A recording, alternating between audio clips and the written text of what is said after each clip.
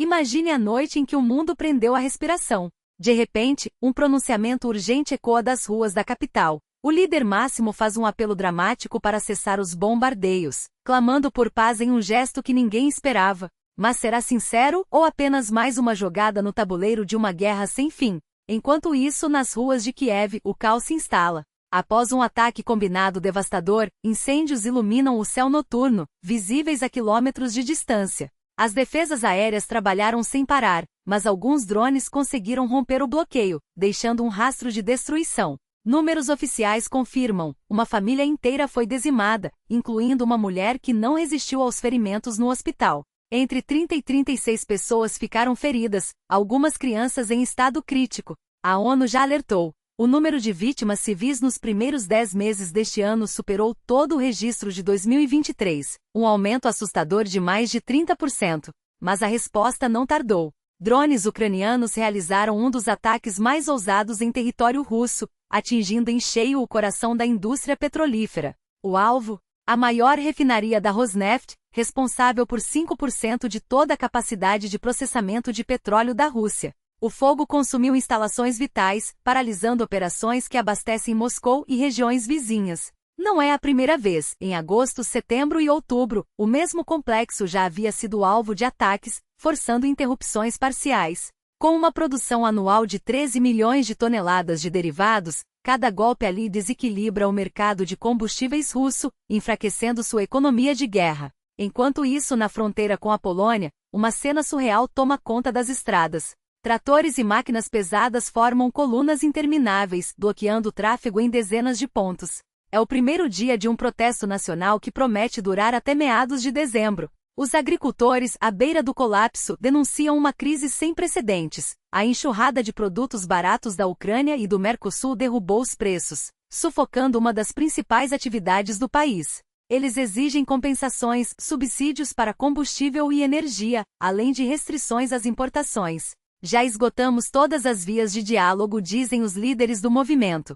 Agora só nos resta tomar as ruas. As imagens são impressionantes. Estradas paralisadas, motoristas presos em engarrafamentos que duram horas, e uma tensão que só cresce. Mas o clima de instabilidade não se limita à Europa. Nos Estados Unidos, uma demonstração de força nuclear enviou ondas de choque pelo planeta. Em um teste realizado em agosto, mas só agora revelado, um caça F-35 lançou uma bomba termonuclear tática B-6112, adaptada para ser transportada por aeronaves modernas. Os resultados foram impecáveis, confirmando a eficácia de uma arma que os Estados Unidos pretendem manter operacional por pelo menos mais 20 anos. Especialistas alertam, essa bomba, de baixa potência, é projetada para ser usada em conflitos limitados, mas sua presença em bases europeias, como a britânica de Lakinhat, onde algumas já foram discretamente instaladas, eleva o risco de uma escalada nuclear. Enquanto isso, Donald Trump ameaça retomar testes nucleares em larga escala, argumentando que a superioridade americana está ameaçada. Temos o maior arsenal do mundo, mas a Rússia e a China estão nos alcançando, declarou recentemente. Precisamos agir antes que seja tarde.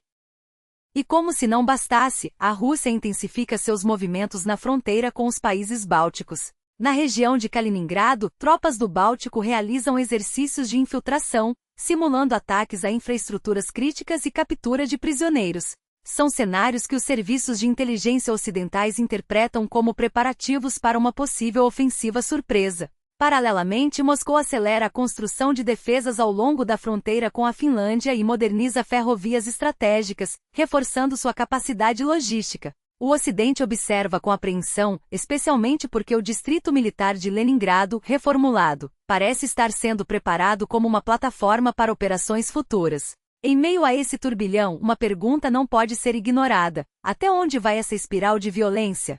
Enquanto líderes trocam ameaças e populações sofrem as consequências, a sensação é de que o mundo caminha à beira do abismo. E você, o que acha? Sua opinião pode ser a chave para entendermos o que vem pela frente. Não deixe de compartilhar seus pensamentos. Enquanto isso, os Estados Unidos dão mais um passo na corrida armamentista. Aprovaram a venda de um pacote de mísseis antiaéreos para a Alemanha, no valor de 3,5 bilhões de dólares. Seria um reforço para a defesa europeia ou apenas mais um capítulo na estratégia de apoio à Ucrânia? A resposta, como sempre, está nas entrelinhas. A Alemanha, em um movimento que não surpreende mas preocupa, solicitou aos Estados Unidos cerca de 700 mísseis de diferentes tipos, produzidos pela gigante RTX. A informação, divulgada oficialmente pelo Departamento de Cooperação em Defesa dos Estados Unidos, não deixa margem para dúvidas. O jogo geopolítico está mais acirrado do que nunca. Washington justifica a venda como uma forma de ajudar Berlim a responder a ameaças atuais e futuras e melhorar a interoperabilidade com as forças armadas americanas e de outros aliados. Mas quem, afinal, está sendo ameaçado? E por quê? Enquanto isso, a Ucrânia assiste, impotente, ao desmoronamento de seus apoios. A Coreia do Norte, outrora um dos principais fornecedores de munição para a Rússia, parece ter esgotado seus estoques.